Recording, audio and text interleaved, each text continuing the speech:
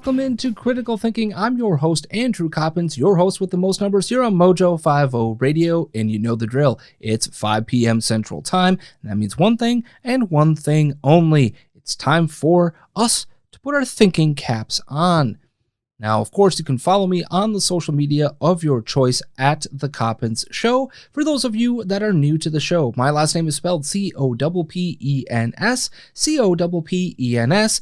Thank you so much for those that are listening live via iHeartRadio, via Spreaker, or via Mojo50.com. And especially a huge shout out to those of you watching right now on the Mojo50 Radio Facebook page or later on via my YouTube page.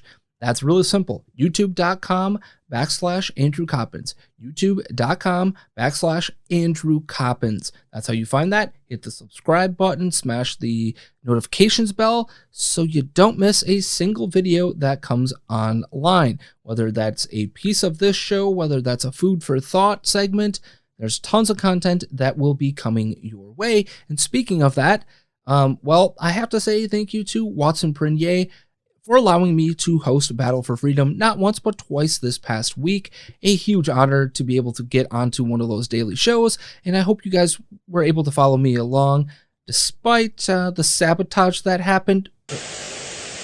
What's going on? Fight the power! Fight the power! Fight the power! Fight the power!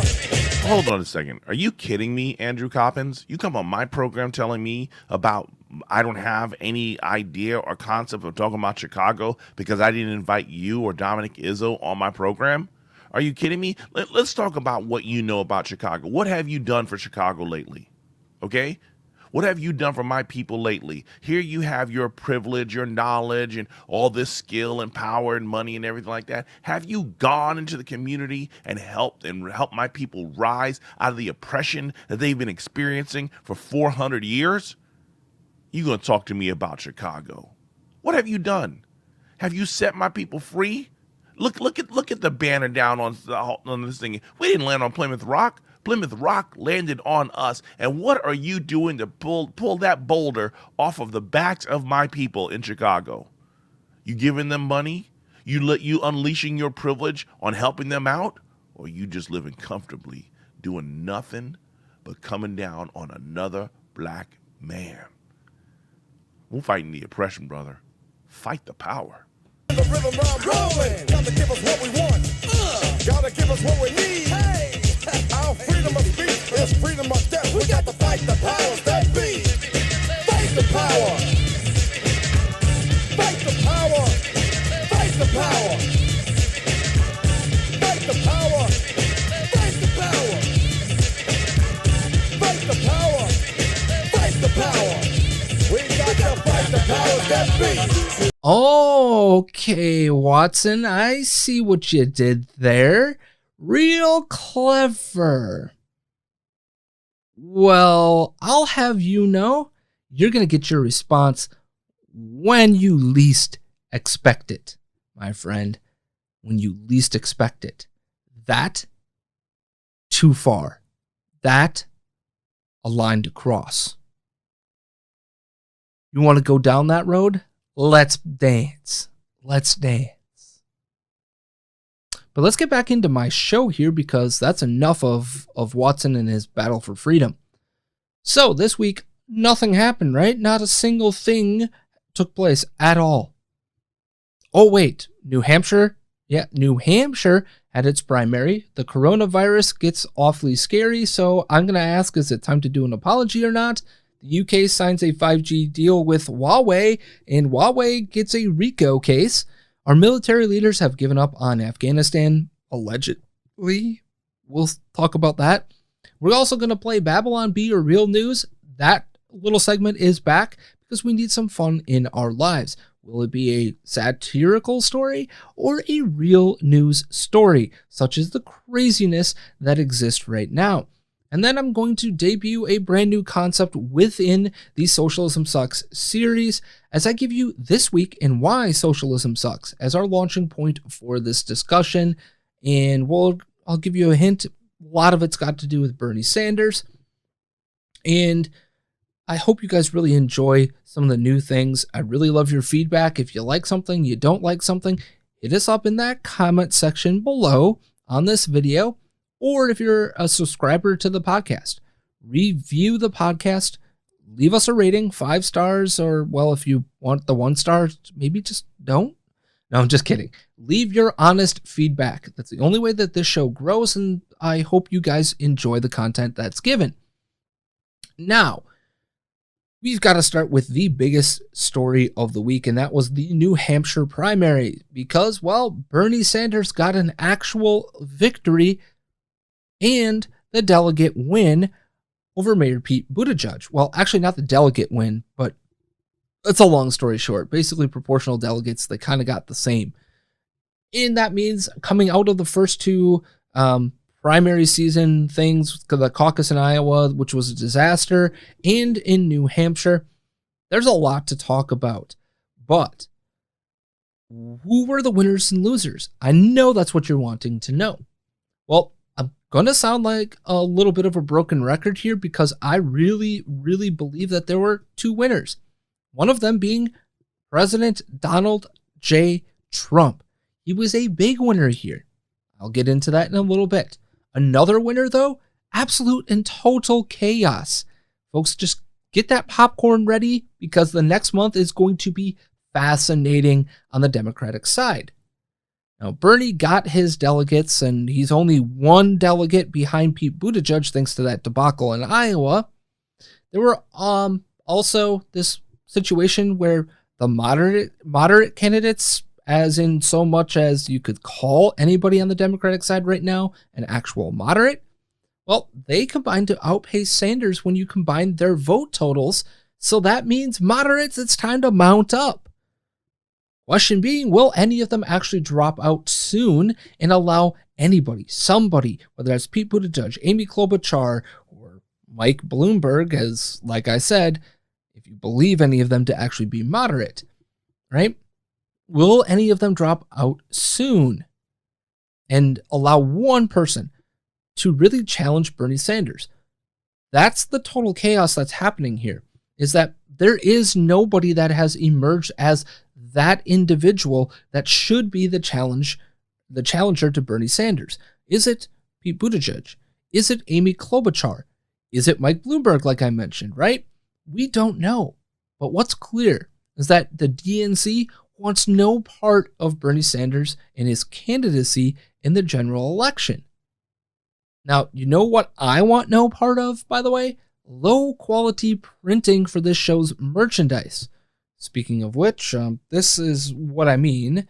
I'm sorry to any of you that would have attempted to purchase that through the Threadless store. That has been put to rest, but you can expect much more high quality versions of this, because as I launched that online store and got those few products for myself, quality was pretty awful, and digital print to garment technology totally sucks. So guess what? I have turned to our friends here at Mojo 50 Radio, and that would be Sovereign Rising Printing. Emily runs the small business using sublimation printing, which gives the best quality and the best care to each of her customers. Now, I'm in the middle of working with her on some proofs for merchandise for this very show, and it's all looking good. Most importantly, Emily has found this new business out of necessity due to family circumstances, and I find her to be the epitome of this idea of building America in the spirit of entrepreneurialism and doing for yourself that we talk about all the time here on Mojo 50 Radio, especially in the honor of one Doc Thompson, right? And I'll have Emily on the show soon enough. But for now, if you're in need of quality printing with a personal touch, from anything like tumblers to hats and shirts and hoodies and long sleeve shirts and so much more, you can check out Sovereign Rising Printing on Facebook. Again, that's Sovereign Rising Printing. Just find them on Facebook, hit the like button. Emily will hook you up as to how to get a hold of her for your printing needs. Now, I will also put the link to her Facebook page in the description below or above, depending on where you're watching this video. But, Mojo Sexuals, let's just go ahead and get to promoting and using small businesses and a good friend of this network. Again, that's Sovereign Rising Printing. Just look it up on Facebook. But let's get back to the talk of New Hampshire and its primaries. And, well, frankly, this idea that there's a brokered convention sounds like it has a real strong possibility, because here's the deal. I don't see any of Amy Klobuchar, Pete Buttigieg, or Mike Bloomberg getting out until Super Tuesday or after. And, well, guess what? If Bernie Sanders wins California on Super Tuesday, none of it's going to matter. They're going to be too late because of the delegate count in California. If Bernie Sanders pulls out a big win in California, they're in massive trouble to stop Bernie Sanders and the socialist campaign that he's running. But let's go ahead and just take a look at some of the other numbers that took place coming out of New Hampshire. And some of them are pretty insane. Like this one, second. For the second straight primary, Donald Trump set a record for the most votes in a primary or caucus by an incumbent president, with just over 129,000 to his name in New Hampshire. His total was 24% more than he garnered in the 2016 election as well. So that means a few things to me. Namely, people are hungry to show their support for the president, and more on that in just a bit. And also that he should have seen more support in a virtually uncontested primary within an open primary state, right? He should have seen more support, right? Because there was not this crowded field. There was no Ben Carson. There was no, real specific, honest challenger, despite Bill Weld garnering some of the vote. And that might have come simply because, well, Bill Weld is from a neighboring state. But anyway, in a virtually uncontested primary, in an open primary state, with the hotly contested nature of the Democratic primary, he still had a 24% increase. He still beat out Barack Obama's incumbency record. That is a huge indicator of just how motivated Trump voters really are, just like it was in the Barack Obama's case in the 2012 election. The same patterns are happening in Iowa and New Hampshire as they happened in the 2012 election, and what ended up happening. Despite running Mitt Romney, this super moderate, electable candidate on the Republican side, the enthusiasm behind President Barack Obama was so huge, it could not be overcome. So that is huge to watch here. Now let's move on, because I've got another number. Fourth, as of the New Hampshire primary results, Joe Biden has never finished better than fourth in any primary or caucus in the 32 years he's been running for president. Yes, that's right, never finished better than fourth. That's not good, and he's going to likely be in some more trouble in Nevada and South Carolina if recent polling in the Palmetto State is to be believed. He was a, 15, almost 20-point leader in the polling just about a month and a half ago. And now what we know is that he is not anywhere near the lead, and the leader is Bernie Sanders. Now, as for Nevada, here's why I say he's in trouble there, because you cannot trust any of the polling in that state ever. It's a notoriously tough state to get people to really tell you what they're believing. Most importantly, tell you if they're actually living in that state or not, okay? It really hasn't had a good poll since mid-January, and no, I'm not talking about the stripper kind either, okay? Get your minds out of the gutter. I know you wonderful jackholes out there. Get the mind out of the gutter. But what I'm trying to tell you is that the polling is terrible. It's unreliable even if it was good polling, and it's been very infrequent. So it's likely that the results of Iowa and New Hampshire are starting to trickle into how people would see this in Nevada as the caucus state that it is.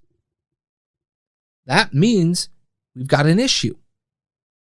Now, we also have to say that there's this whole notion of 12 and 14% along the lines of creepy Uncle Joe. Joe Biden got just 12% support amongst his kind of people, if you will, namely the octogenarian elderly set, because they chose Amy Klobuchar first, Pete Buttigieg second, and then Bernie Sanders third. He also finished with just 14% of the vote amongst those who wanted to return to the policies of Barack Obama. And last time I checked, I'm pretty sure he was Barack Obama's vice president. 14% support in that category alone, finishing fourth in the people that are his age. Those are two sets of numbers, let alone the numbers for the coming states that tell you he's in some deep, deep trouble. Now, speaking of trouble, this is going to be surprising to you. 152,193 to 76,324. That was the decline in Bernie Sanders' vote total in New Hampshire from 2016 when he was going up against Hillary Clinton to today. That's a 50% or thereabouts decline in his total votes. That tells me this is a problem for Bernie going forward, because what we see is that his base is definitely coming out, right? It's definitely strong. He virtually won Iowa. He really won the vote total in New Hampshire, but he's failing to grow the coalition around him. Can he overcome the issue of not getting a lot of votes here? Because like I said before, right, the entirety of the moderate wing vote inside the Democratic primary out-totaled Bernie Sanders here. So eventually somebody's going to make that challenge, and if that somebody does it real soon, Bernie Sanders is in some deep, deep trouble because he can't find a way to grow his base. Are the people, if Pete Buttigieg gets out, are his voters going to turn to Bernie Sanders in mass? Not likely. They're likely to go to Amy Klobuchar. Same for Amy Klobuchar's voters. Same for Joe Biden's voters. Elizabeth Warren voters might be more inclined to go the route of Bernie Sanders. Might be the key word here. So all of this, by the way, would be moot if he wins California. But he's got to be able to string together decisive victories, and I'm not seeing the intensity of the vote like he had in 2016. But there are some more numbers around Donald Trump here that I want to get to. 55%. According to a CBS News poll, 55% of Republican primary voters in New Hampshire felt greater allegiance to Trump than the Republican Party. Normally, I would say the cult of personality is bad, but I also think blindly supporting a party is also bad. Trump has a very loyal following, and the Republican Party seems to be having an identity crisis because it really just let Trump take things over. Ask yourself this question: what does the GOP actually stand for? What are the known policy prescriptions? What are the things that they're going to run on across the country, in the Senate races, in the House races, and throughout governorships? What are the platform positions of the Republican Party? Can you name me any of them outside of maybe standing for the sanctity of life? Do you see the problem there? Now let's move to 60%. Because in that same CBS News poll, 60% of Democratic voters said that the Trump impeachment scandal has not made a difference regarding his election chances. What does that mean to me? Well, it means that virtually every single person thinks that the impeachment stuff was baked in the cake already, regardless of what they believed about his innocence or guilt. And they've made up their mind in large numbers. Even on the Democratic side, what it means is that people have very intense, well thought out opinions about Donald Trump. And I think this is where people get into the weeds of things a little bit, and they should. Because, think about this. What the Democrats were banking on is they were going to get people to vote for them based off of impeaching Donald Trump with that moderate crowd, with that independent crowd. Instead, Donald Trump gets way more votes than he ever thought he was going to get in New Hampshire. And then you've got the Democratic side, while in total they get quite a few votes, are having trouble picking out a candidate. It just tells me that everybody already has their opinion and their minds made up about Donald Trump, and that there's not a big enough pile of people to really motivate you to win based off of impeachment. It was a miscalculation by the Democrats this past year. So enough of numbers here. Let's have a little bit of fun. let's, maybe switch it up a little bit and play the game show sweeping the nation, nay, the world over. Yes, it's time for you to get to the comment section of this video here on Facebook or over to Twitter if you're listening and use the hashtag BabylonB or Real News as I give you a headline and a bit from the article. You decide if you know it to be from BabylonB or if it's real news, a real headline and a real article.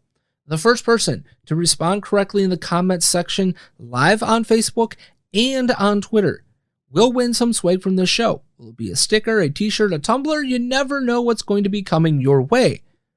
So you've got to get ready. Get ready to hit it up. You have to use the hashtag. So today's headline is, updated Valentine's cards now include long form asking for consent. The story. New modern Valentine's Day cards for the woke are including long forms asking for your partner's consent to continue your advances. The updated modernized Valentine's Day cards say things like I love you and be mine. Then when you open them up, a 300-page contract falls out, requiring your signature and initials to confirm that you consent to being pursued romantically. Some even have consent-minded slogans like be mine if you want, no big deal, if not, let me know, whatever. So you've got now 5 seconds to get over to the comment section or Twitter at The Coppins Show. That's 5, 4, 3, 2, 1.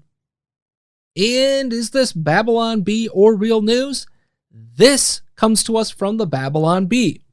Now I know, a little bit too on the nose to really be true, but also probably not that far off. I mean, can you imagine our public schools in 5 years' time not doing this? Or not having some school-wide assembly for elementary students all about consent and rape culture on elementary school campuses? Seriously, can you not see that happening?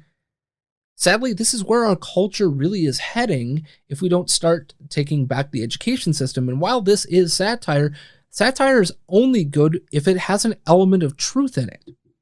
Okay? So what I mean by taking back the education system, it's about a threefold thing. It means either removing your kids from government education schools, right? Taking them out and putting them into private schools that teach your value system. Also, it means taking control of your child's social education. Do not leave that up to the people in school. And then most importantly, I think the third aspect of this is if you want to change the culture, you have to be in the culture. And what that means is we've got to have more people who just want to teach the subjects and less what to think, right? How to think, not what to think. We have got to find ways for more conservative-minded people to be involved in teaching, whether that's going into math, science, history, and all of that sort of stuff, right? We've got to be willing to play on that same playing field and willing to take it over. Much like Trump's best thing that he's done to date, where he has put conservative, constitutional-minded judges on the circuit courts and appellate courts in record numbers. If you want change, make it happen one way or the other, either through talking about this stuff to your kids or making sure that you are an active parent in their learning or taking them out of these government-run schools altogether. Now, luckily, I'm not preaching to anything other than the choir for most of you, but we need to talk about this as a society. We need to advocate for those types of changes. We have got to show the government-run school system that we're not going to take their propagandists running amok anymore. But on that note, it's time to take a break right here on Mojo 50 Radio. On the flip side, military leaders giving up on Afghanistan, socialism sucks in a new way, and maybe something about Huawei and 5G and RICO acts. All that and more right here on Mojo 50 Radio.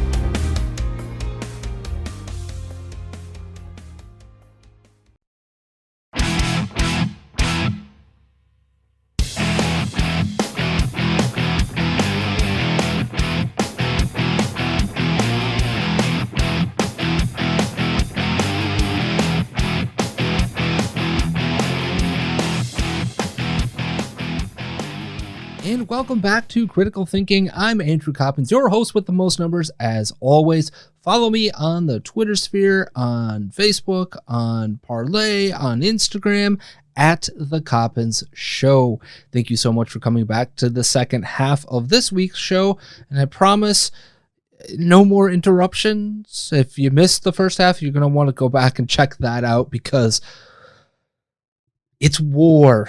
It is war, Watson. But earlier this week, as I filled in for Watson, I was highlighting a sad bit of news as another green on blue attack, which means it was Afghanistan people killing American soldiers. 2 killed, 6 more were injured in that latest attack. Now, there was also this little nugget that happened on Tuesday because, well, turns out our military leaders have also given up on success in Afghanistan. Not only are our soldiers dying at the hands of the people we're training, we apparently are just giving up as leaders in this country and in our military. According to Special Inspector General John Sopko, who was appointed to look into this reconstruction effort in the country of Afghanistan, our country's military has already given up. Sopko literally said the following in this hearing, quote, "Most of the indicators of measuring success are now classified or we don't collect it, so I can't tell you publicly how well a job we're doing on training."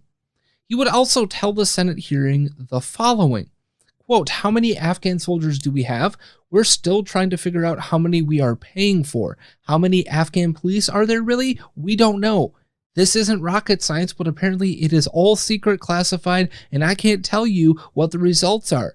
Clearly, Sopko was frustrated by what was going on and the things that he found within military leadership. But I get why our leaders have apparently given up. I mean, why wouldn't they, since there's been no clear mission ever in that country? At least maybe since we took out the Taliban from power, allegedly, and then went on the hunt for bin Laden. Now, the bin Laden part is very clear. I think the Taliban part was a little more murky, and we're going to get into that in a little bit. But there seems to be something more nefarious at work here. I mean, how else do you take that when we're hiding numbers of Afghanis that were trained, or how many troops that we are paying for? Why are you hiding those numbers? Then on top of it, either it's you're embarrassed at how low those numbers are and how much of a waste of money this has all been, or it's because you don't want the Afghanistan people to know how many of their fellow people are working with us.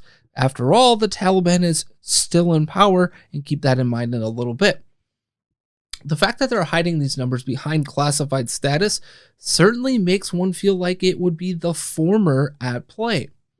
This really is not new news, though, because as we discussed back in December about the Afghanistan papers, a report that was published by the Washington Post with documentable, provable facts, and sadly, when you're talking about the mainstream media, you've got to have the documents to back up anything that they're actually saying.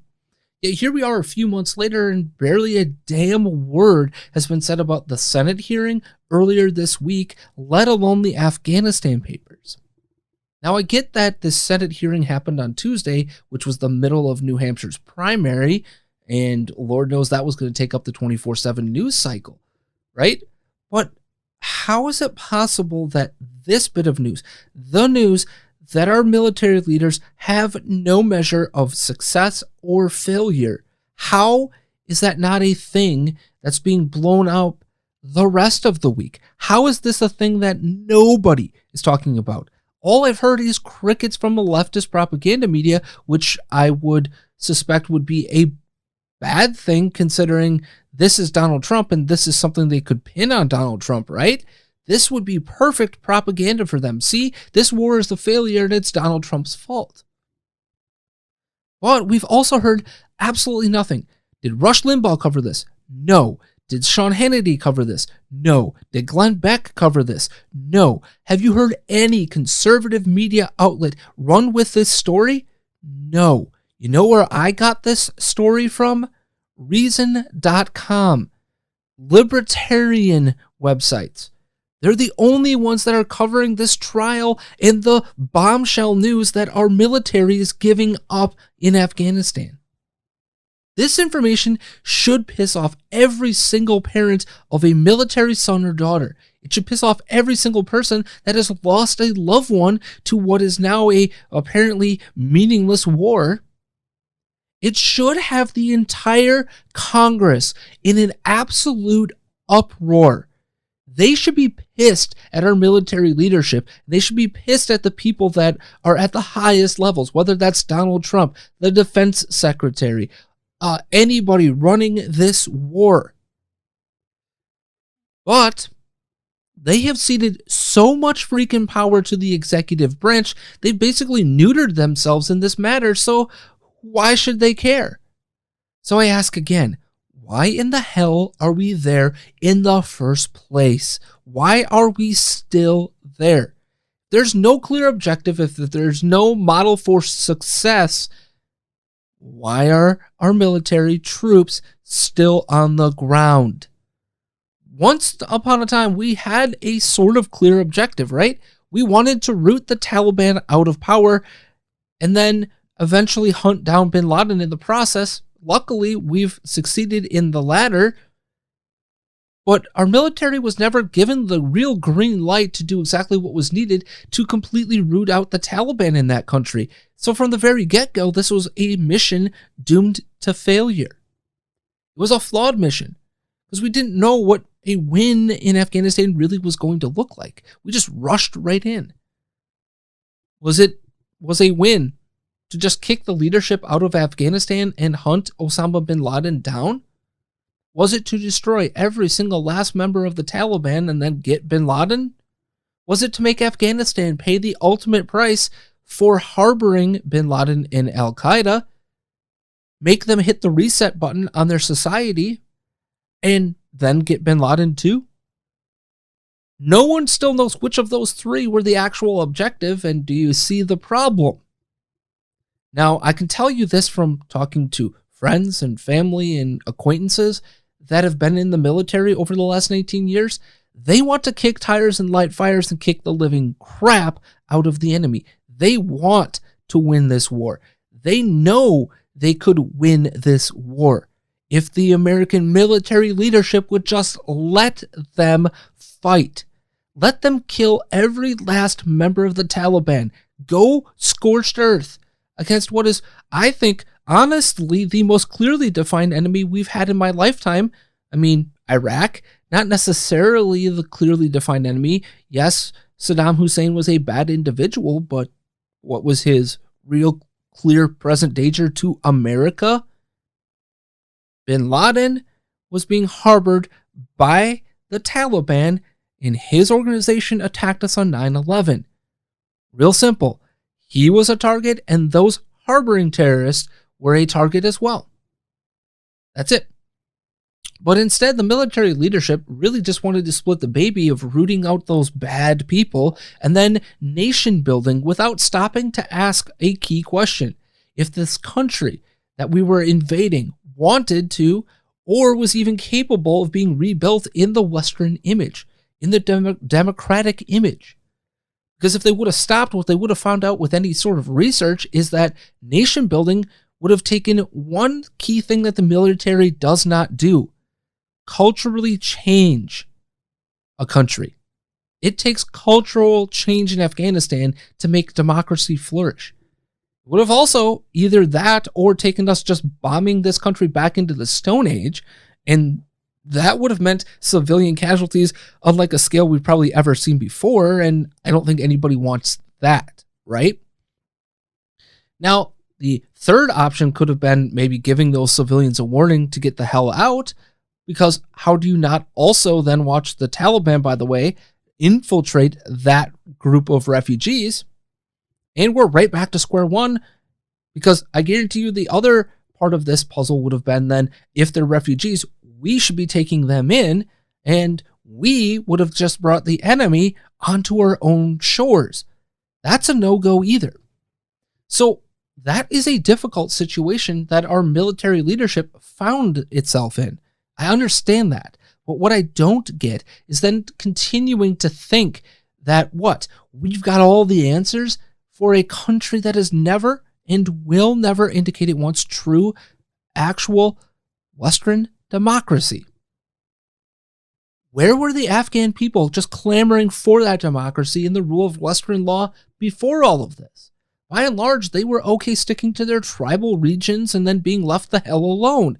Did the people not enjoy the Taliban and their murderous reign? Of course, they sucked then and they suck now. But rooting them out of power was not going to be enough to get that change to happen alone.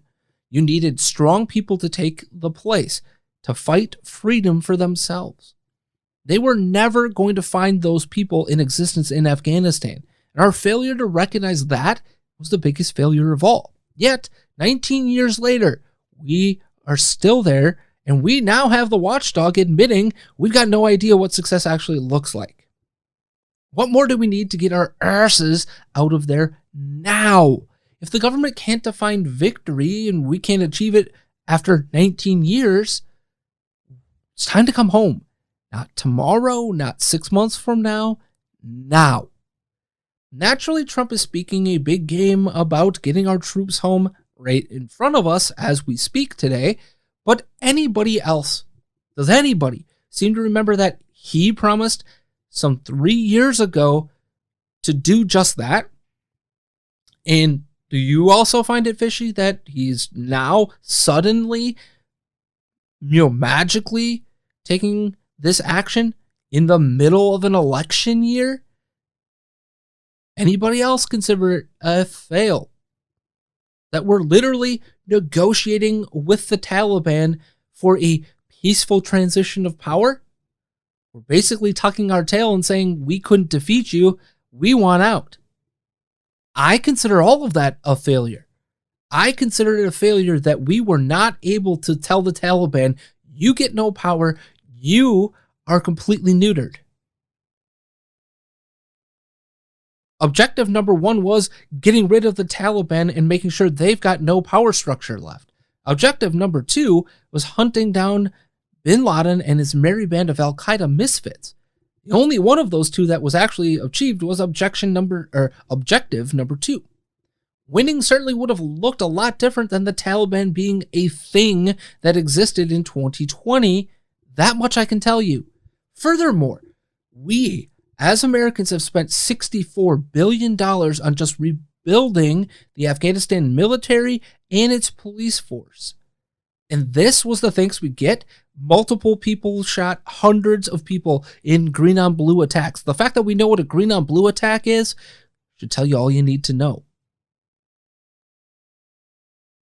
We spent $64 billion and we're going to tuck tail and run because our military leaders have given up on success in Afghanistan? Yet Trump is going to stand on his bully pulpit and watch. His MAGA lovers out there will eat up the fact that the troops are finally coming home. Never mind the fact that if he would have, nothing has changed in the past 3 years on the ground there. Literally nothing. Why now? It's politically expedient because he can remind people that he fulfilled a campaign promise. Bush failed us, Obama certainly failed us, and Trump is failing us right now. Most importantly, the military leadership has failed us in a massive way.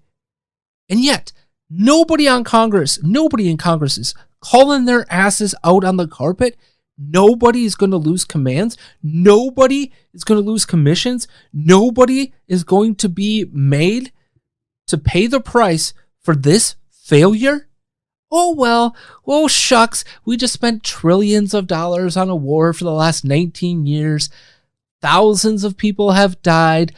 Tens of thousands are wounded. Lives altered forever. Oh, shucky darns. We're just going to leave. We need a serious re-examining of what war really looks like, what winning means in the 21st century.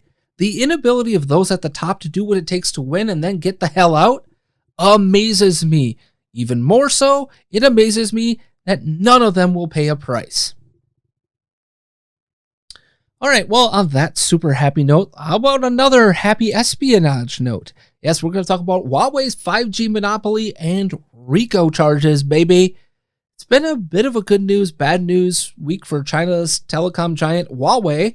Good news for them, bad news for the West. Great Britain signed up to have Huawei build their 5G network. Why is it bad news for the West? Well, I'll get into that in just a second, because bad news for Huawei, good news for us also happened this week. Huawei was indicted on RICO charges and more here in the United States. Details of those charges, well, they come according to TechCrunch, who's not exactly this bastion of right-wing media. Huawei is being charged with conspiracy to violate the Racketeer Influenced and Corrupt Organizations, the RICO statute. The DOJ alleges that Huawei and a number of its affiliates used confidential agreements with American companies over the past 2 decades to access the trade secrets of those companies, only to then misappropriate that intellectual property and use it to fund Huawei's business. An example of this activity is provided in the indictment. Described as Company One, Huawei is alleged to have stolen source code from Company One's routers, which is then used in its own products. Given the context, it's likely that Company One was Cisco, which the indictment is summarized as, quote, a U.S. technology company headquartered in the Northern District of California.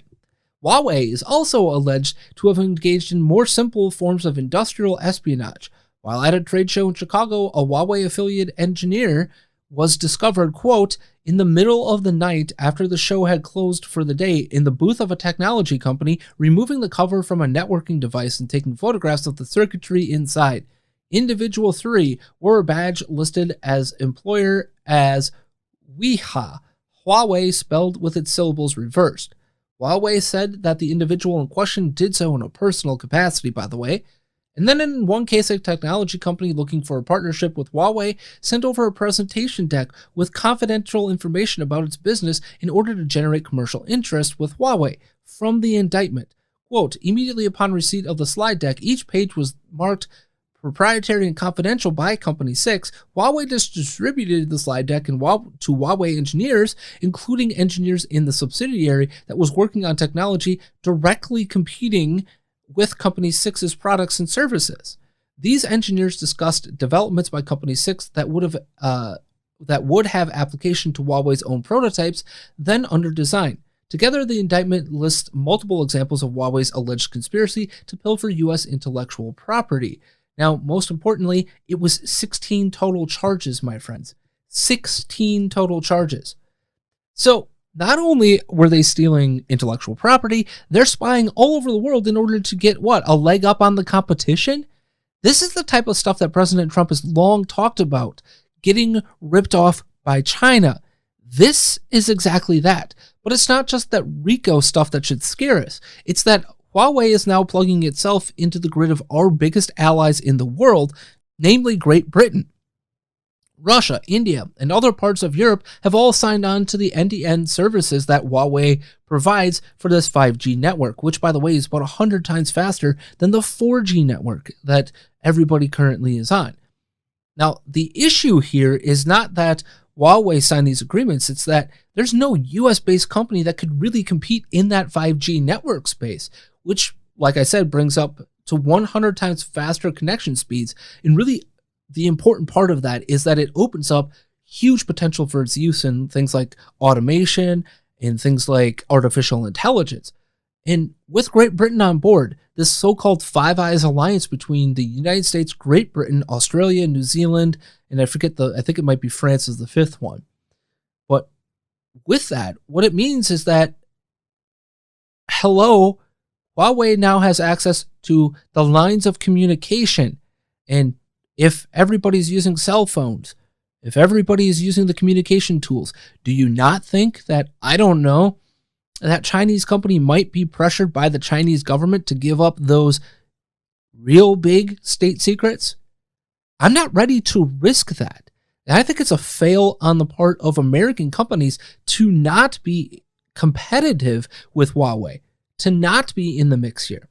What it means is a big deal for our intelligence sharing networks. It is a massive deal. I also consider this a total failure of the Trump-Boris Johnson relationship. How do we arguably allow our closest ally to open its cell network to the commies like that? I would consider the fact that between all of those Five Eyes countries, not a single company is capable of making an easy alternative to Huawei's offerings a complete fail. And speaking of fails, let's go to this week in Socialism Sucks.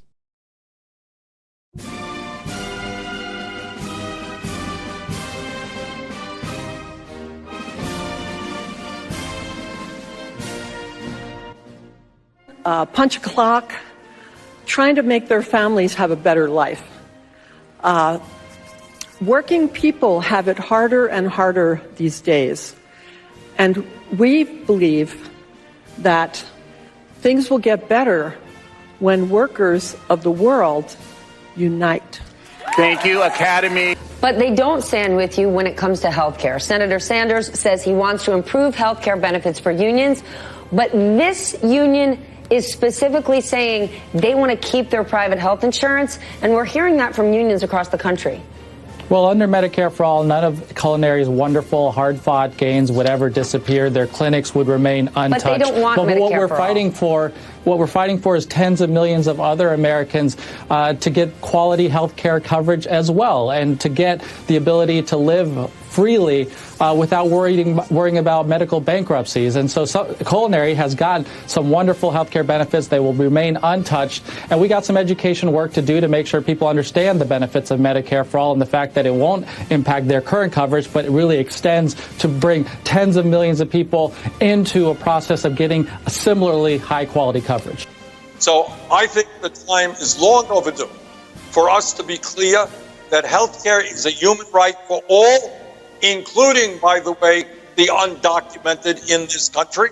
And I watch all those candidates up on that debate stage. Some I like more, some I like less. But I tell you, everything that they're discussing and everything that they are trying to position themselves as is because of Bernie Sanders. Because he is setting the terms of the debate. And I have to tell you that because of Bernie Sanders and because of what he has spent his life doing and how he has changed this country in the last 4 years, he has taught me and he has taught us as a country what we can ask for. We have made do with crumbs for so long. And Bernie has said, hey, we're starving in this country. We can't subsist on these crumbs anymore. Why can't we demand the whole pie? And that's what we're doing, and that's what we're going to get when Bernie Sanders is our next president.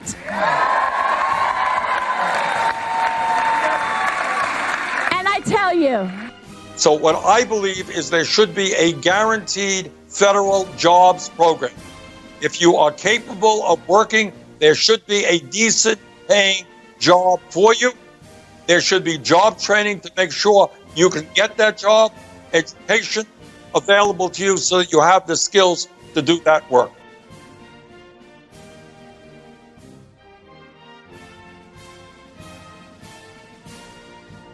Holy crap, folks, there is a ton to unpack there, but I want to start with Bernie's assertion that he wants a federal jobs guarantee program. Not new news, if you will, because Bernie's been a longtime advocate of this type of a program, but economic illiterate, definitely, because he doesn't understand how a capitalist economy or any economy really works. It's an argument as simple as productivity over jobs. Here's the truth. The more productive an economy, the actual more jobs. Why? Well, Bernie sees the end goal as everybody having a job. Economics sees the end goal as society being as productive as possible, and jobs come with that productivity. Milton Friedman's story about seeing construction workers using shovels instead of modern equipment is illustrative of that. Think about this. Friedman was once traveling overseas and spotted a construction site in which the workers were using shovels instead of more modern equipment like bulldozers. When his host responded that the goal was to increase the number of jobs in the construction industry, Friedman replied, then instead of shovels, why don't you give them spoons and create even more jobs? So what has been the point of invention at all, if not to serve to make mankind more productive? Whether that was from a hunter and gatherer, or technology for a farmer, or a laborer, or a financier, why invent the internet? Why invent the telephone, the car, etc., if not to benefit the greater productivity of mankind overall? Bernie doesn't get that basic economic concept. He just thinks getting a guaranteed job will make our economy work. Furthermore, we're already at full employment as it stands. Adding a jobs guarantee stunts the movement of labor in a healthy market. Critics may point to FDR and this Works Progress Administration and all of that, but it actually, by all economics, in economic studies, it actually depressed things because this was implemented in 1935 and it was still around as we went to World War II 7 years later. If just adding jobs out of thin blue sky would jumpstart the economy, why we were still in the middle of the Great Depression. Now, let's just continue this theme of what we're doing being crummy, or should I say crumby? Get it? Because Cynthia Nixon says we all live on crumbs. I'm just going to put this out there for everybody, okay? $25,000 is around the poverty line here in America for a family of four. The global poverty line, $1.90 a day or just shy of $700 a year. I know living in America is different than Indonesia or China or India or sub-Saharan Africa, but can we get some perspective of just how well off every single American is compared to most of the rest of the freaking world? Poverty is at 11.8% here in America, by the way, the lowest since 2000 and 2001. In almost 2 decades. It's the lowest it's ever been. What world are they living in? Now, let's also move on to this idea that the Culinary Workers Union in Nevada and its healthcare plan will be able to be saved. Bernie says that it was a plan that will get to stay, but the rest of us schlubs of society must take what the government is going to give us, right? That's his plan. If ever there was an example of why socialism sucks, it's what Bernie's campaign person just told us in that video. There's one set of apparent rules for those that are politically connected and expedient and can get out to vote for Bernie, and then the rest of us get whatever the government tells us. Sweet! Can we get access to that Cadillac plan that the Culinary Workers Union gets? No. But we also heard here in that video, it's either a total lie that we can't keep our plans, or it's a total change in Bernie's position on Medicare for all. Because remember, Bernie has said that he's going to eliminate private insurance that didn't meet the standards, aka there's going to never be a private plan that's going to be certified. Now, Bernie has said that he wants single-payer health insurance, and that his bill on the floor of the Senate, by the way, is all the proof you need. Just go ahead and look it up for yourself. He tells us there's no such thing as private insurance that will exist under his plan. So the only conclusion here is that Bernie's campaign is lying about what his plan would do. But on that note, folks, it's time for us to say goodbye. I wanted to get into one other aspect of this, but I'm going to save it for next week here on the show. Until then, keep being safe, keep being smart. Follow me on the social medias at The Coppins Show. Don't forget to stick around right here on Mojo 50 Radio for my millennial brother from another mother, Matthew Holloway, and the HollowNet. Till next week, Matthew 544.